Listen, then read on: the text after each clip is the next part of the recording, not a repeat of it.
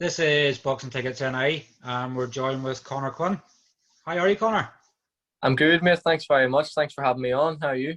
Oh, it's fantastic. Keeping busy. Getting ready for obviously more fights this week. Yeah, Probably none more so in New Zealand. Probably not too far from where you were not long ago. The Parker and Fa fight this weekend. that's right. I think Eddie Hearn, does he have two or three shows on this weekend? On the Yes, Friday, one the Friday, two on the Saturday. So there's plenty of boxing again. It's been brilliant the past couple of weeks, hasn't it? It's just been boxing galore, like it does. And I'm brilliant. guessing obviously for yourself, you're just over a year out of the ring now. Probably giving you the itchy hmm hand syndrome now you're back home. Oh, definitely. Yeah, like I've been home for a couple of months now, and I can't wait to get back out now. I'm settling in well with my new team, and everything's flying. But it's time for me to start getting ready for a fight now. It definitely is, and it was obviously announced in December, obviously that you'd signed with Mark Dunlop. hmm How did obviously the signing with Mark come about? So what actually happened was when I was in Australia, once the COVID started to, when people started to realize it was going to be here for a long time, and Hmm. they closed their borders, so there wasn't anyone in Australia for me to fight. There was a couple of people there, but they wouldn't accept the fight, and it was just going on too long. So I just had to make the decision. Then I'm not going to wait around for 2 years here before a box. So I says to Peter Graham, my amateur coach, he's been my amateur coach for my whole life. Like I says to him, I was thinking about coming home. What do you think you should do? And I sort of had in mind Mark Dunlop from, because at that time that's when Teeny and Tommy and all were fighting on the matchroom shows, and Hmm. Mark was all over the show. Like anywhere you go, he was there. Like, and so Mark was sort of the person I was thinking of, but I wanted to see what Peter thought, because obviously he was in Belfast, and he got back to me then a few days later, and he says he spoke to a couple of different people, and he says I think Mark Dunlop should be the man to sign with. And I said, well, I agree, because I didn't tell him that's what I was thinking. I wanted to just see his honest opinion. And I said, that's exactly who I was thinking of. So he gave Mark my number, and then Mark just gave me a few calls while I was in Australia, and just sort of spoke to me. And he was just seeing how I was feeling about things. And like, he wasn't pressuring me to come home, or he wasn't saying, like, yes, we'll do this, that, and this. And he sort of left it in my hands. He told me what he could do for me. And he just sort of says, if you feel like you want this, you come home, and it's there. So, mate, as soon as I got speaking to Mark, like me and my girlfriend, I just couldn't wait to get home. Hmm. I knew then that that's what I needed to do, and that's who I needed to go with.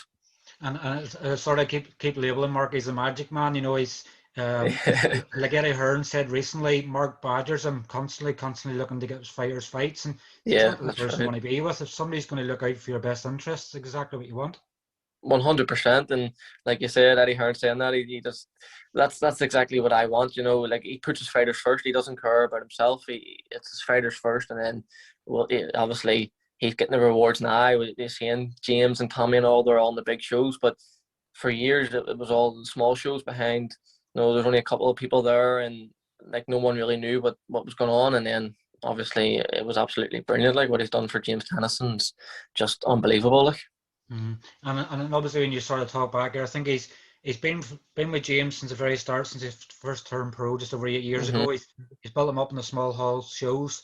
He's not sort of bringing fighters in with hmm 15, 20 fights have already got a big name. He's sort of built them up from grassroots level and knows how yeah. to get them to that next level. So, when you think back on that way, it makes total sense that Mark's the one to guide. Yeah, definitely, mate. Like, when you look at James Tennyson's record and Paul Hyland's record, and they're having 30 odd fights, like, and obviously Paul's got what, 21, 22. Like, you don't really see Mhm. that anymore nowadays. So, like, he's built them up properly, and that's why they're getting these opportunities, and they're taking them because they're ready. You know. Yep, exactly. And obviously, Irish boxing sort of booming out the way now that I think was there about 12 new debutants last year. Sort of announced Yeah. before the pandemic kicked in. So Mhm. Irish boxing's thriving, and there's going to be plenty of opportunities, obviously, to get out there and get fights. Yeah, that's exactly it. Like, that's sort of the way I was thinking. Like, a couple of years ago when I actually turned pro, I didn't know whether to hold off or not. I was sort of saying, like, boxing in Ireland now is at its all-time high. Like, Hmm. if you want to be a professional boxer in Ireland, now is the time to do it. So, like, like, everyone else doing well only reflects well on me as well. Like, if everyone's fighting for titles and on these big shows, like, that's brilliant. That's everyone should see each other do well. Like. Exactly. So sort of rolling back a bit, probably for yourself, it's probably not so long ago, but what sort of age did you start out boxing, Conor? So I think I was 6 years old when I went to Clonard Box Club. I think I was actually 5, and I was turned away at the door. I was told to come back in a year's time. My daddy brought me over, and Padraig Graham Jnr. That's Peter's father. Obviously, he was the coach at the time. He was my amateur coach, the whole way through. Jesus, him and Peter have just done everything for me. But so I was 6 years old when I actually was allowed into the club. 5 when I tried to join. Suppose there wouldn't be much difference, obviously, then at 5 and 6 years of age. Was it your dad then got you into boxing? Was it something that you wanted to do, or? No, it was something I think. But I don't know. I just wanted to do it myself, and I don't know why, because my dad wasn't in the boxing, or no one else in my family. They're obviously all big time into it now, but I don't know where it came from. I think I was actually talking to one of my friends in school, and he was telling me he was boxing, but I think he just met in the house, to be honest, because he wasn't obviously old enough to go to the gyms. And then I come home and we always watch Rocky and stuff in the house. That was always my favorite film and all when I was a kid. So I just asked my dad, would he bring me over, and he brought me over. So that was it. Like I can remember, obviously, when I was very young, it was more the fact of sometimes your parents would put you into it for self-defense and stuff like that, so you don't get bullied and stuff in school. I think my mum actually wanted me to go and do karate, but I didn't like it. I didn't enjoy it. Yeah. When you're pushed into it, sometimes it's very hard to do. So, at 5 and 6 years of age, I guess you knew no different. Whenever you wanted to go, you went, and that was it. That's it, man. That's it. There was none of that self-defense or anything. You were too young for all that stuff anyhow. So it was just going over to see if I enjoyed it, and I absolutely loved it. And got the buzz. And I guess at 5 and 6 years of age, sometimes it's nowadays it's probably more similar like exhibition sort of fights, and there's no winner and no loser sometimes. So yeah, that's right. Younger ones in the sport for longer, knowing that they're not getting beat at every show, that both people have their hands raised, and obviously sort of just like an exhibition style things that sort of helps. That's right, as well, So talk to me about your amateur career. You're 7-time Irish champion, I believe. Yes, 7-time Irish champion. I had a good amateur career. Clonard Boxing Club the whole way through. Peter and Paddy, and I think I had around maybe 150 fights. Say I probably won 130 odds, in around that region. Mm-hmm. And then once I won my first Irish title. I think it was maybe 13, and then I was on the Irish team then ever since. So I won it every year then after that. Just became a bug then. It just became a thing of knocking off every year, going Irish champion. Yeah. Irish champion.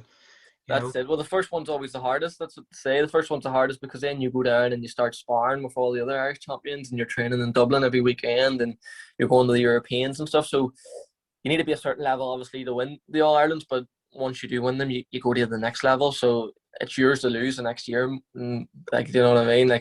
Unless you're obviously boxing someone else who's at the same sort of level. Mm-hmm. And so, what sort of changed for you then, amateur boxing? Was it always an ambition to turn pro, or did you ever want to go to the Olympics and things like that? No, well, when I first started out, when I was a kid, I just wanted to be a professional boxer. I didn't even know what the Olympics were. I didn't know about the Amateur World Championships, Europeans or whatever. But then obviously as you go along and you get into the system, that's all you're hearing then is Olympic Games. And then I did want to go to the Olympics. I wanted to go to the Tokyo Games.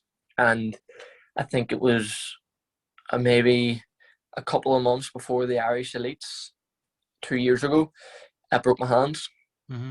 I broke my right hand, and I didn't know it was broke, so I was still training away, but I was getting pains in it every night. And I got an X-ray and stuff, and there was nothing on it. It looked all clear, so I was being told you're okay. So I was training for the Irish Elites, but every single night I couldn't sleep because I was in that much pain. Mm-hmm. And then John Conlon, I was talking to John Conlon about it, and he actually got me in then because I was training in Jordanstown for the Elites, and he was let me see the physio every day then, and the physio says there's definitely something wrong here. So John sent me for an MRI, and when it came back, I think there was 2 or 3 fractures in it. So I had to get surgery and stuff then because it was so far gone. Yeah. And I just thought that was sort of me missed the boat for Tokyo, and because the qualifiers were meant to be just after the Elites, they were obviously set back big time, but I didn't want to wait about any longer. I just thought, no, I'm not going to wait another 4 years. and it doesn't look like I'm going to get to go to these qualifiers, so I just decided to turn professional. And when did the move, going to Australia how did that sort of come about?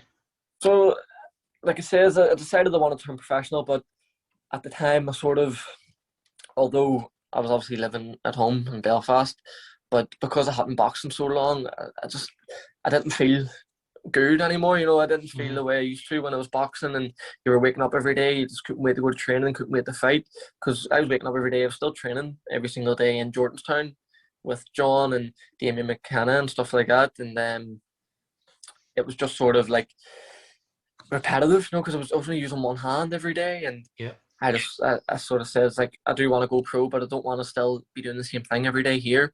So I got speaking to a couple of people. I says I'm going to go to Australia, but I spoke to a few different promoters and managers out there, and then Stephen Deller at Fortitude Boxing.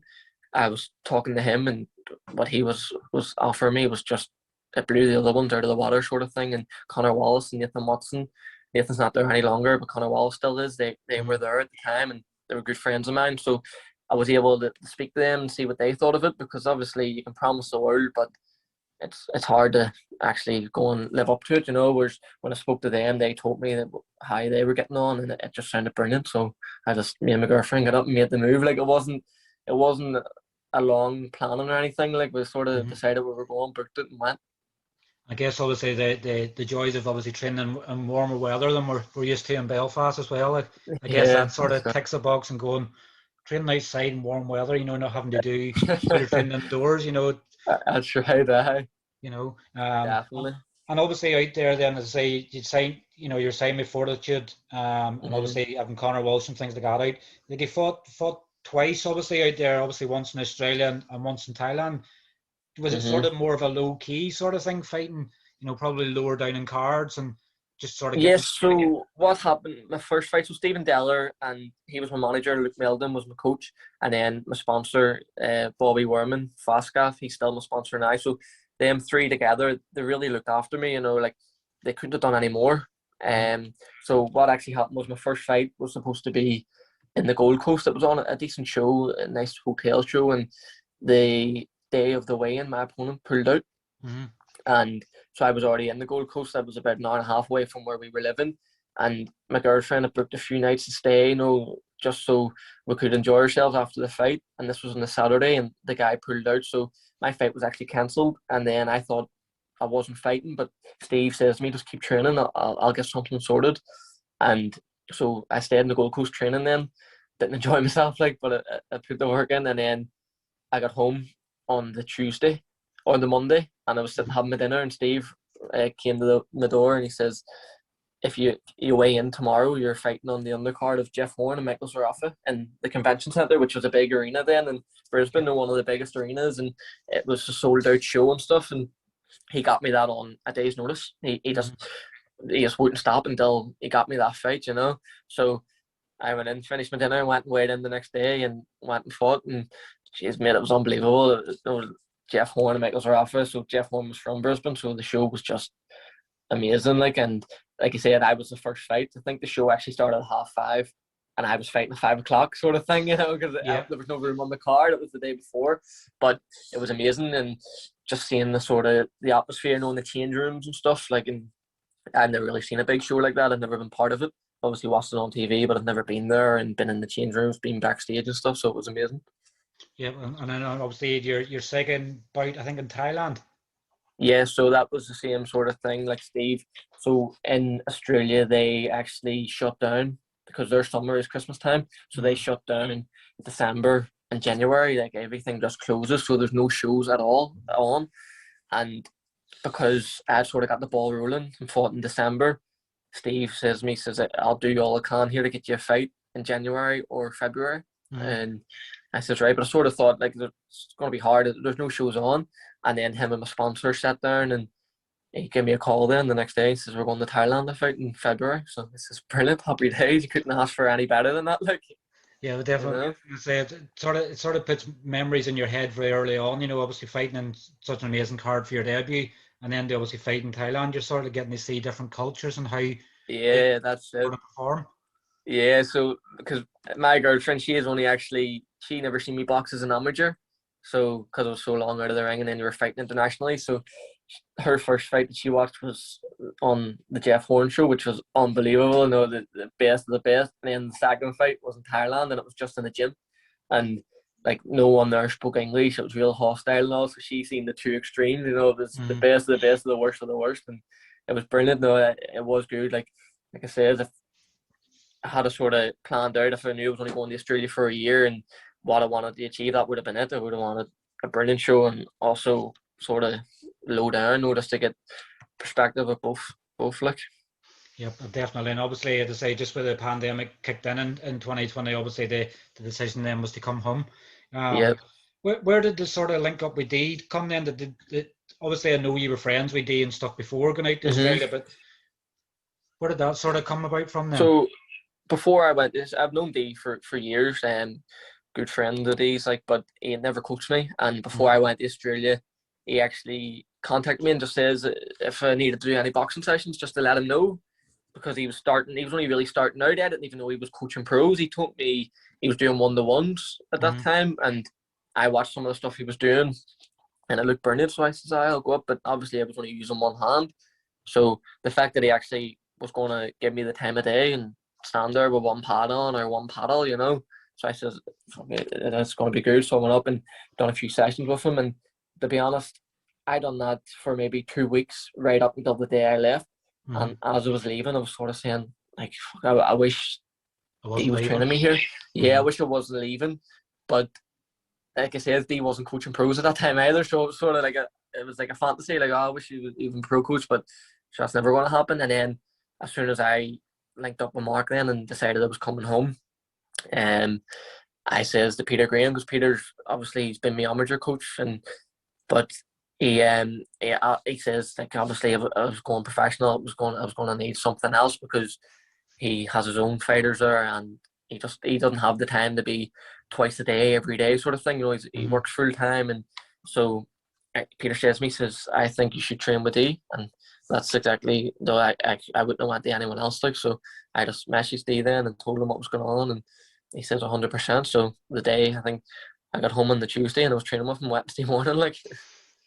And like, probably be one of Dee's biggest fans sometimes, but we just all sort of have to limit him to what he can speak, because obviously once Dee gets going and you can see the passion's clear as day with him, Never was fortunate enough to see him box professionally, but obviously when you see the clips and things like that, and if you want somebody to describe the sport of boxing, Dee's a man. I think the last time I was speaking to him, I think he said he was watching 9 hours of boxing a day, because he needs to know what's going on in the sport and how to develop for his fighters. He's an incredible man to be getting coached by, I'm sure. Yeah, no, it is, mate. It's amazing. Like, I've been home now, like I says, for 2 months or something, and every single day I've been training with Dee, and I've come on so much, it's just, like you said, he just loves boxing. So anything he talks about is boxing, and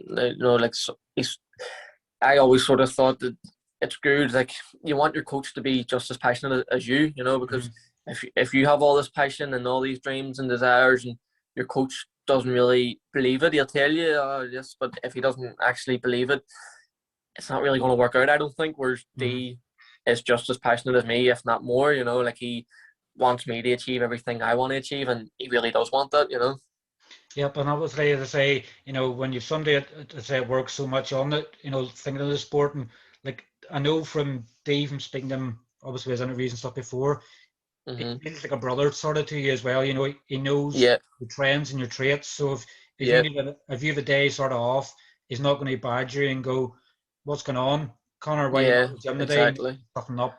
You just need a bit of a rest. Yeah, that's it. And Dee's just fresh out of the ring himself, so he's got all that experience just right there. Like, and like you says, he understands everyone in the gym, like, as a fighter, but as a person also, because he's also good friends with everyone as well, but it's good because he makes that switch. So, like, he'll sit and have a laugh with you, and he'll be your mate, but the moment it's time to train, that just switches, he's the coach then, and that's it, it's amazing that a lot of people can do that, like. Yep, definitely. And I say he's probably an A star in what we would class it, and what we've seen him, what he does. sort of looking back at obviously then your press conference and sort of an announcement, Mark, and things like that, and been back home and signing with Mark. Dee and Mark's both been obviously very vocal on obviously your talents with boxing. How hard is it for you to stay grounded when you hear such glowing reports from? Yeah, it's not hard at all, to be honest, because although they're saying all that and they believe it and I believe it, but like it's not really. It's strange. Like to me, it's not obviously like I want to be a world champion and they believe I can, and that's a brilliant achievement if you do so. But it's more of like I have to sort of do that. It'll be like it's not like like I want to do that. It's sort of like I expect that, to be honest. So when they're like saying all these things and all, it's brilliant that they have that belief in me. But I know all that anyway. I know that where I'm going to go, and I know I'm going to achieve all these things that I've set out to achieve. And also, when I'm surrounded by other fighters in the gym, like you said, like Lewis and Padraig McCrory, Owen O'Neill, they're all on the same path. So no one's any better than anyone else. So even if you do start to think, like if you start to maybe get a big head or whatever, you just need to go into the gym the next day and they'll sort that right out for you. Yeah, exactly. I believe you're going to be campaigning at flyweight. Yes, that's where I'm going to start off flyweight, and then obviously flyweight, super flyweight, they're sort of very similar weights. So that's where I want to be, flyweight. And obviously down in them weight class as well, sometimes it's very, very quick to be moved. I think in the flyweight division, I think throughout the whole course of boxing, I think there's only like 600 odd fighters. So it's very quickly to obviously get yourself ranked in terms of titles and things like that. So there's obviously in the plan, there's a plan. I think Mark and Dee has both said that they could move you very quickly in the British title. Ambitions is that the sort of thing you want? You want to be moved quickly and progress? Oh, definitely. Like he says, sort of the flyweight, super flyweight, you don't really hang about. And as the years go on, it's going to be harder to make them weights as well, So I want to achieve as much as possible in flyweight, and then super flyweight, bantamweight, and then super bantam. I don't really want to hang about flyweight division, super flyweight. I want to move up as well. So I want to achieve everything in them divisions, and I know that Mark will do that. Like he'll progress me quickly, but he'll not rush me either. Exactly. And sort of looking at then the domestic scene, like it's stacked with talent at flyweight and super flyweight. You've Jay Harris, and obviously then you've both Sonny and Charlie Edwards. So Jay's fought for world title, Charlie's fought for world title, and Sonny's probably very close to a world title as well. Yeah. So there's good names obviously in the division, but also at the same time it's sort of markers for you to sort of look at and get to that level. Yeah, definitely. Like he says, they're the top guys in the UK, but they're also right there on world level. Like I think Charlie was world champion. Jay lost to that guy Cesar Martinez, and he is the number one in the weight. So and then Sonny obviously hasn't got his opportunity, but I'm sure he will soon. But them guys, like you say, they're sort of markers for me. Like I wanna be in that position in a couple of years' time, just on the brink of world titles. Like definitely, there's something to look forward to, especially in the lower weight classes. You sort of mentioned obviously some of the stable you have in Gleann there already, but you've Padraig McCrory, Lewis Crocker, Owen O'Neill, and Ruairi Dailton obviously there as well. How important is it for your development to have such a strong stable to mix with? Oh, it's very, very important. So Paddy, Lewis, and Owen, they've been there. Obviously, Ruairi's in New York, so I haven't seen. Obviously, he's been away for a lot of time. I've been home, but they're all top class fighters, and like I says, it's good because they're also very active. So they're always in camp. They're always ready for a fight. They're always training hard. So they're always on top of their game, and then that just pushes me to the top of my game. And funny, I done an interview with Owen the other week, and obviously he was talking about you and stuff beforehand, and he was calling you a beast. He was saying he was doing rounds with you, and he couldn't believe at such a small weight class how hard you hit. Yeah, that's right. No, he actually says that to me the day as well, and the body sparring we do, you see. But I don't know, it could be the 8-inch gloves I'm wearing as well. You never know. But obviously you do seem to pack quite a bunch. You've obviously two stoppage wins so far. Is this probably one up you're going to have in a lot of flyweights? Is that you can actually? Well, yeah, I think so. Like personally, I think I punch very hard for flyweight, very, very hard for flyweight, and that's just going to keep me improving. You know, like I've got a great strengthening and conditioning coach, Sean Crow. He's been my strengthening and conditioning coach from I was about 14, 15, obviously minus the year in Australia, but I'm only 23 as well, you know, so I'm just still developing, and with him behind me and Dee there as well, like I think I'll have plenty of knockouts throughout my career. That's for sure. Like, and definitely obviously help to build a fan base bigger, because sometimes the lower weight classes get left behind because people's going, who is there as a flyweight sort of thing. So yeah, more on your ability and stopping people. You know, it's probably how Lewis and Paddy's could probably be able to build a bigger profile, because they've been able to go and stop people. yeah, no, definitely. Like, it is important. Obviously, you want to win by any means necessary, but to me, it's important to be in them sort of fights where, you know, people want to watch it. You want to make for good TV as well. You know, I want to be fighting on TV. I want to be fighting on Sky Sports and DAZN and all them platforms. So you have to bring something to the table, and thankfully, I believe I can bring that to the table with my power as well. You know, and obviously not leaving behind obviously your other gym mates in Clonard. You've obviously 3 young guys there. It's obviously going to be making their debut soon. Rudy, Farrell, Michael and Dylan. So, you know, it's sort of good that they're around your age group as well, that even though you've 2 fights under your belt, you all sort of can mix together. Yeah, no, that is, it's brilliant. So Peter's obviously their full-time coach, and I talk to Peter every single day. See, because I'll be up in Gleann every day, and then S&C with crew every day. So I don't get down to the Clonard all the time, but I'll ring Peter every night, and he'll let me know how them boys are getting on. And I do go down when I'm staying in my own house. I'll go down, you know, to the club in the evenings and watch them train and stuff. And it's brilliant because, like you says, they're all at the exact same stage of their career. So they're all just coming along together. They're all ready, like just getting ready to make their debuts. And, you know, it's brilliant. Dylan boxed for Clonard for a couple of years. So I know Dylan. Dylan's a good friend of mine. I've known him for years. And I can vouch for Dylan. He's a brilliant fighter, and he's exciting as well. You know, people will want to watch him. He'll not be in a boring fight. And then Michael Corr and Ruairi Farrell, I haven't seen much of them, but what I have seen, they're looking good, and Peter's happy with their progress. And obviously Peter going into the program there as well, we're getting his license as well. I guess he's going to be the next one to sort of put his stamp in boxing in Belfast. Oh, certainly, and Peter's the same as Dee. We were saying there about the passion, like he knows nothing else other than boxing. So that's brilliant, very important, and you know, like it sort of gets to the point where you're getting tortured. Though it's just boxing, but it's brilliant. You know, you couldn't ask for any more. Like, and would you be big into the boxing yourself? You know, away from obviously, you know, some fighters at times wouldn't sort of look at only big fights in the sport. Would you watch a lot of shows? Yeah, no, I am big into it, as much as I would love to maybe not be, like, you know, so you can take a bit of a break. But no, I watch. If there's a show on, no matter who it is, I'll watch it. Like, and what have you you know, I know you were away in Australia and things like that, but what have you thought of obviously the rise of Irish boxing in the last couple of years? Oh, brilliant, absolutely brilliant.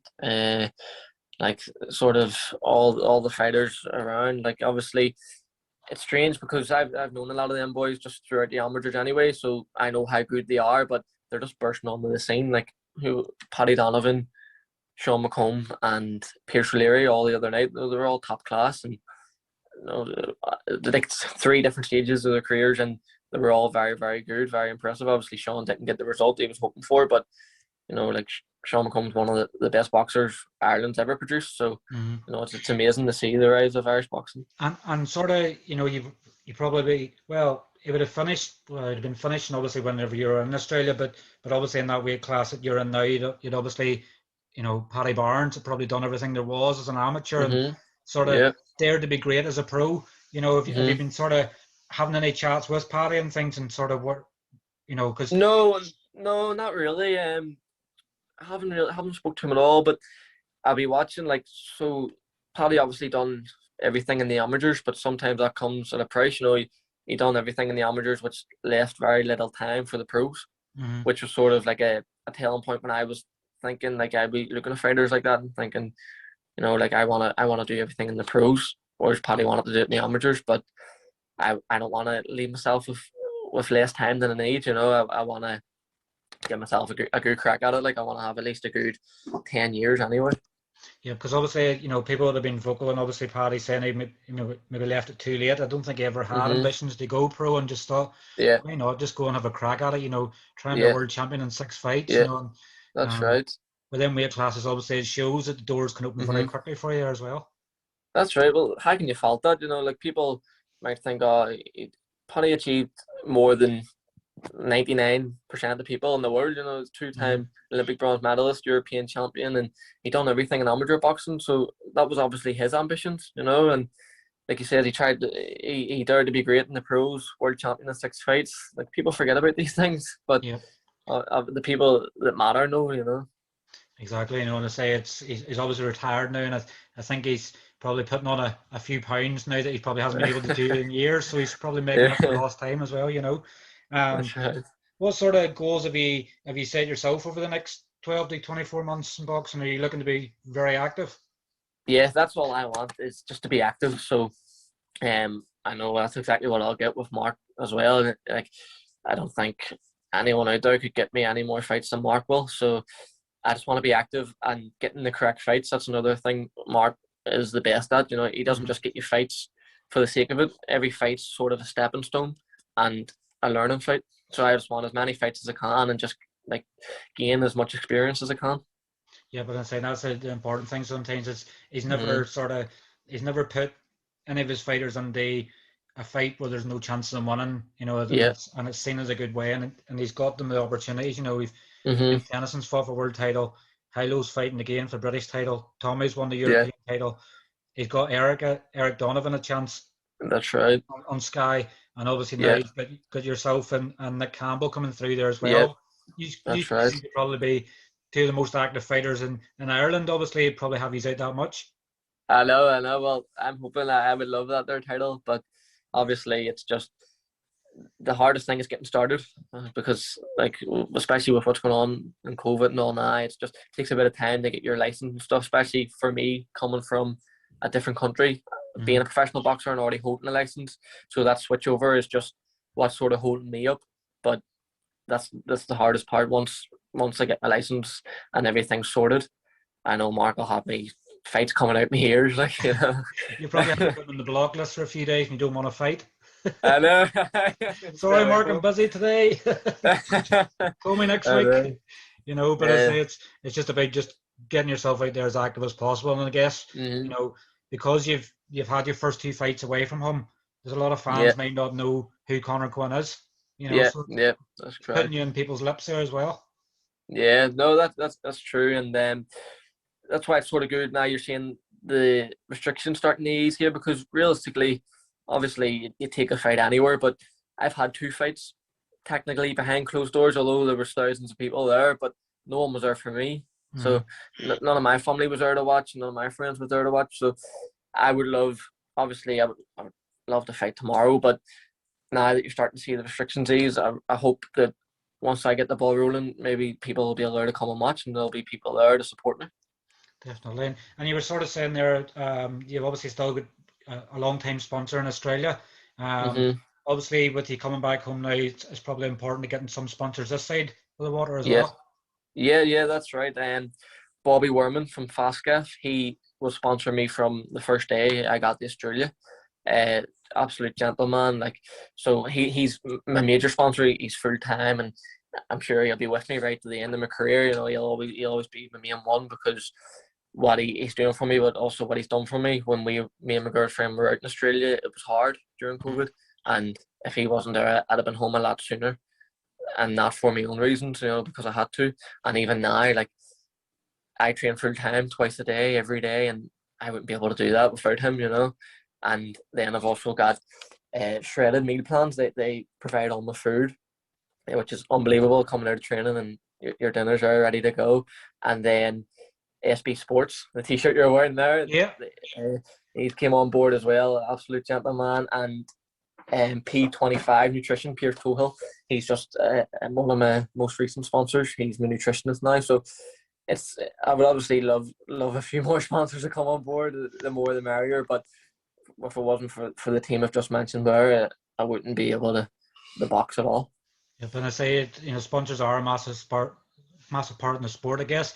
Obviously, with the smaller weight classes, sometimes you probably have to have smaller writing and shorts and things like that because the Yeah, big heavyweights and stuff, their shorts are probably like a pair of tracksuit bottoms to you. So it's that's right. you can I obviously still have know. as many sponsors even at the lower weights.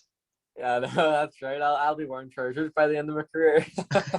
No, but no, like listen, that like obviously everyone has different arrangements and stuff, but it's that's all like the sponsors are doing this for us. Like I says, Bobby, when I was in Australia, like everything he done was for me really because obviously he was on my shorts and stuff, but that's not what he was in it for. But they're not asking for much there to go on your shorts and just for a shout out in an interview or a social media platform, So Yep, like exactly. they're very like they're needed. Like Exactly. And I say it's they're helping you achieve your dreams and stuff as yeah. well. Before I let you go, sort of heard you sort of mention on the interview there that you're sort of looking at flyweight, super flyweight, bantam, super bantamweight. So hmm obviously your plans do probably go up through some of the divisions. Yeah, definitely. Like so, I think flyweight's 51 kilos basically, and super bantam's 55. So, like I said, I want a long career. I want to be in this game for at least 10 years. So, like 4 kilos in 10 years isn't much. So Yeah. that's sort of the benefits you have of being in the lighter divisions because I don't want to just be a world champion. I want to be world champion in multiple weight divisions, as many as possible. Like obviously it's easier said than done, but I want that's my goal. It's not just to be world champion in flyweight. I want to go right through the weights, and thankfully there's not that much of a jump throughout all them weights. I think Yep. superfly is only a kilo more than flyweight, and bantamweight is a kilo and a half. So like it's definitely possible with the team I have now with Mark, Dee, Peter, Crow, Bobby and Pierce and all. It's definitely possible for me to do that. Obviously, then the plan is in. Obviously, Carl Frampton's obviously aiming to become a three-world champion in April. hmm Obviously, the plan with you moving up the weights then is for you to beat that and probably more. Well, yes, Conor Frampton is aiming to become Ireland's first ever three-weight world champion, which is unbelievable.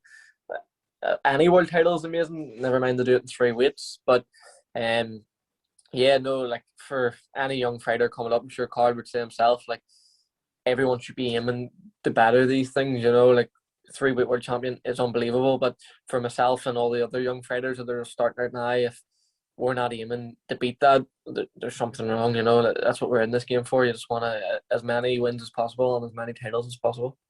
And obviously, not forgetting Mick Conlon, obviously he'll be going for his first world title now shortly, and you probably other fighters and stuff there as well be aiming to do the goods as well. Yeah, definitely. McConlon will be world champion next year. Tommy McCarthy, James Tennyson could both be world champions next year. So it's just booming at the moment. Like they could maybe have 4 or 5 world champions all at the same time here, which would be unbelievable for Irish boxing. I definitely would, and I say, obviously not counting your chickens before they hatch, and sort of get your next fight out of the way first of all, and then sort of start aiming towards breaking these boundaries. That's it, exactly. It's just one step at a time, one fight at a time. Like I said, it's going to be a long journey, but it's when you're seeing the likes of these guys, Carl Frampton, McConlon, and James Tennyson, and all these guys, what they're doing, there's no reason why we can't follow up with it. Definitely is. But look, Conor, obviously, well, thank you very much for obviously spending some time with us on a Wednesday evening, and obviously, fingers crossed you get your license sorted soon and get yourself back in action. Thank you very much. Thank you, mate.